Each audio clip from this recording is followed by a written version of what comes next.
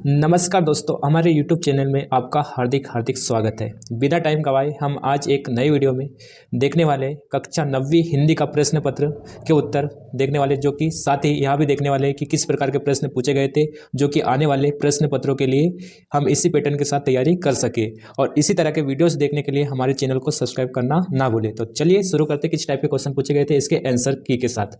तो सबसे पहले यहाँ पे प्रश्न क्रमांक पहला दिया हुआ था। यहाँ पे प्रश्न क्रमांक पहला, सही विकल्प का चयन कर लिखिए। तो सही विकल्प का चयन कर लिखिए। तो इसमें पहला प्रश्न में पूछा गया था यहाँ पे रस खान किस भक्ति शाखा के कवि है। तो इसका आंसर हो जाता है यहाँ पे कृष्ण भक्ति शाखा के कवि थे। अगला प्रश्न यहाँ पे हिंदी साहित्य का स्वर्ण युग किस काल को माना गया है। तो हिंदी साहित्य का स्वर्ण युग किस काल को माना गया है। तो इसका राइट आंसर हो जाता है रीतिकाल को माना गया है। अगला प्रश्न है प्रश्न क्रमांक तीसरा है यहाँ पे प्रबंध काव्य के प्रकार होते हैं। तो प्रबंध काव्य के कितने प्रकार होते हैं। यहाँ पे 2 प्रकार होते हैं। तो 2 के ऊपर आपको टिक करना था। अगला प्रश्न है प्रश्न क्रमांक यहाँ पे चौथा है किस रास्ते से तिब्बत से में हिंदुस्तान का व्यापार होता था। तो किस में से होता था। यहाँ पे नेपाल से होता था। तो किस रास्ते से तिब्बत में हिंदुस्तान का व्यापार होता था। तो किससे होता था, नेपाल से। अगला प्रश्न यहाँ पे 5वें नंबर का शब्दों के सार्थक समूह को कहते हैं। तो शब्दों के सार्थक समूह को क्या कहते हैं, वाक्य कहते हैं। क्या कहते हैं, वाक्य कहते हैं। अगले प्रश्न की ओर बढ़ते हैं अपन। रतन कौन था। तो रतन कौन था, यहाँ पे राम स्वरूप का नौकर था। कौन था, राम स्वरूप का नौकर था। अगले प्रश्न में आते हैं प्रश्न क्रमांक दूसरा में यहाँ पे रिक्त स्थानों की पूर्ति कीजिए। तो रिक्त स्थानों की पूर्ति में देखते हैं यहाँ पे रिक्त स्थानों की पूर्ति कर लिखिए। तो पहला प्रश्न यहाँ पे पद्मावत खालिस्तान का प्रसिद्ध महाकाव्य। तो पद्मावत किसकी, यहाँ पे जायसी की। इसका राइट आंसर हो जाएगा जायसी की। अगला प्रश्न यहाँ पे वार्णिक छंद में खालिस्तान की गणना की जाती है। तो किसकी गणना की जाती है, वर्णों की गणना की जाती है। अगला तीसरा नंबर प्रश्न में पूछा है महाकाव्य में जीवन का खालिस्तान चित्रण होता है। तो किसका चित्रण होता है, समग्र चित्रण होता है। कई बार क्वेश्चन पूछा गया हिंदी में, समग्र चित्रण होता है। अगला प्रश्न यहाँ पे चौथा नंबर का जानवरों में गधा सबसे ज्यादा खालिस्तान समझदार। सबसे यहाँ पे जानवरों में गधा सबसे ज्यादा खालिस्तान समझा जाता है। तो क्या समझा जाता है, बुद्धिमान की बुद्धिहीन। तो बुद्धिहीन, जो कि यहाँ पे गधा आने की बुद्धि नहीं होती है उसके बना जाते हैं, यहाँ पे बुद्धिहीन आएंगे। इसका राइट आंसर। अगला है 5वें नंबर का यहाँ पे रचना की दृष्टि से वाक्य के खालिस्तान प्रकार है। तो कितने वाक्य के प्रकार यहाँ पे, 3 प्रकार है यहाँ पे। 6वां नंबर का है रेणु का पूरा नाम खालिस्तान है। तो क्या है, फणीश्वर नाथ। क्या है, फणीश्वर नाथ। इस तरीके से आपके राइट आंसर हो जाते हैं। अगले प्रश्न में बढ़ते हैं अपन तीसरे नंबर प्रश्न में निम्नलिखित कथनों के समक्ष सत्य या असत्य लिखिए। तो निम्नलिखित कथनों के समक्ष क्या लिखना था तुमको, सत्य और असत्य लिखना था। पहला प्रश्न देखते हैं इसमें कबीर एक समाज सुधारक थे, जो कि सत्य है।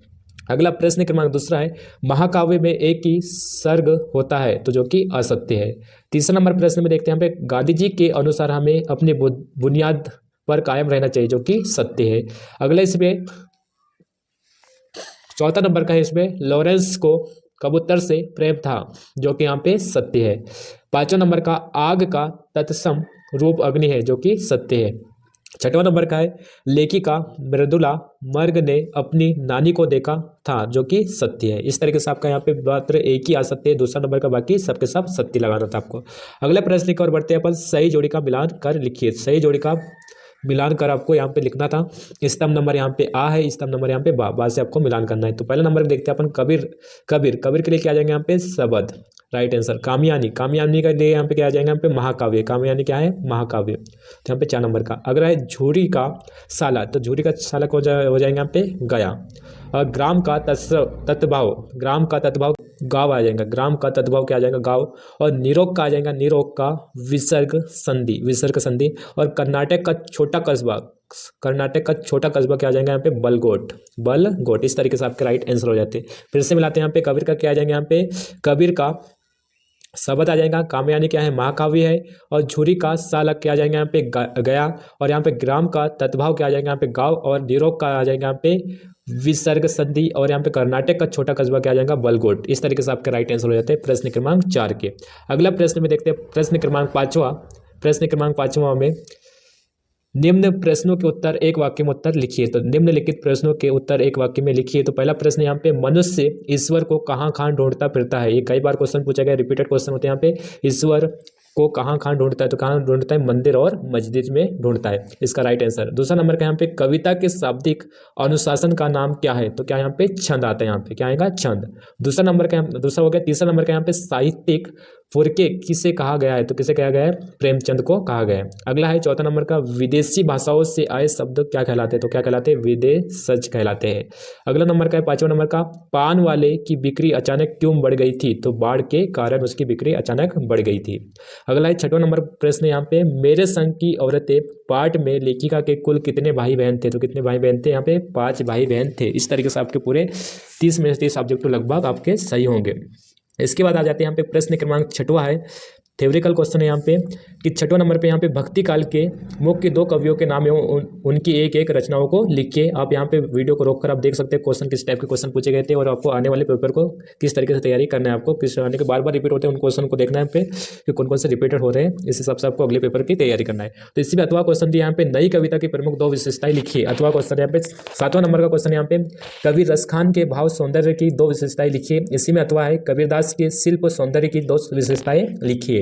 अगला प्रश्न में दिया है यहाँ पे 8वां, अरहर और सनई के खेत कवि पंत को कैसे दिखाई देते हैं। अगला प्रश्न अथवा में गांव को मरकत डिब्बे सा खुला क्यों कहा गया है।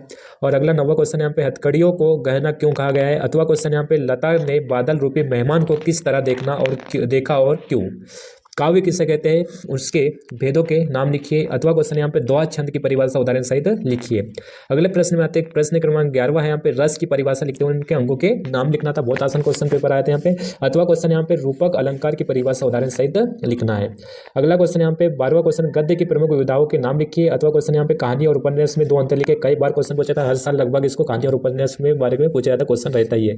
अगला क्वेश्चन यहाँ पे 13वां क्वेश्चन है महादेवी वर्मा की 2 रचनाएं उनकी हिंदी साहित्य में स्थान लिखना था, 2 नंबर का क्वेश्चन। अगला क्वेश्चन इसमें अथवा राहुल संकृत्यायन की भाषा शैली की विशेषताएं लिखिए। अगला 14 क्वेश्चन यहाँ पे कांजी होज में कैद पशुओं की हाजिरी क्यों ली जाती होगी।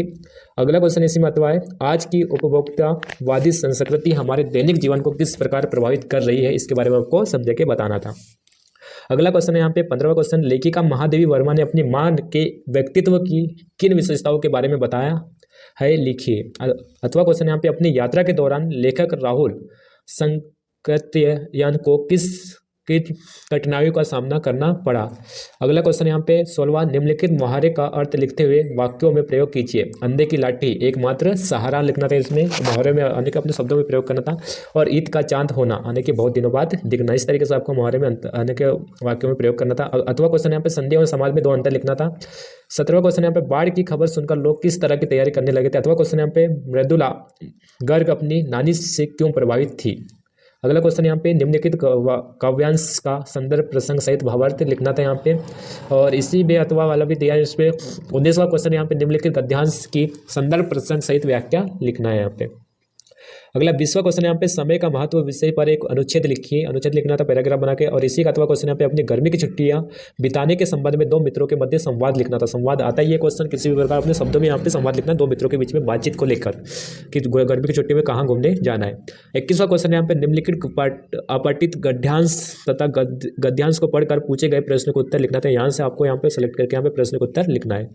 अगला प्रश्न दिया है प्रश्न क्रमांक 22वां है। यहाँ पे आवेदन पत्र अपने विद्यालय के प्राचार्य को साला शुल्क मुक्ति हेतु आवेदन पत्र लिखना है। इसी का अथवा क्वेश्चन है प्रथम श्रेणी में उत्तीर्ण हुए मित्र को बधाई पत्र लिखना था। इसमें से 2 में से कोई भी एक क्वेश्चन पे प्रश्न को हल करना था, आवेदन पत्र लिखना था। बधाई पत्र नहीं तो यहाँ पे आवेदन पत्र।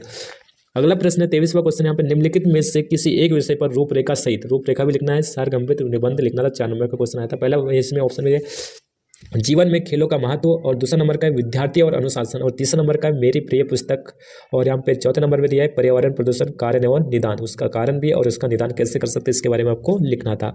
और सबसे महत्वपूर्ण लास्ट वाला है 5वां नंबर का इंटरनेट, आज के जीवन की महत्वपूर्ण आवश्यकता, कहाँ पे यूज हो रहा है यहाँ पे इंटरनेट और सोशल मीडिया, इस तरीके से आपको लिखना था।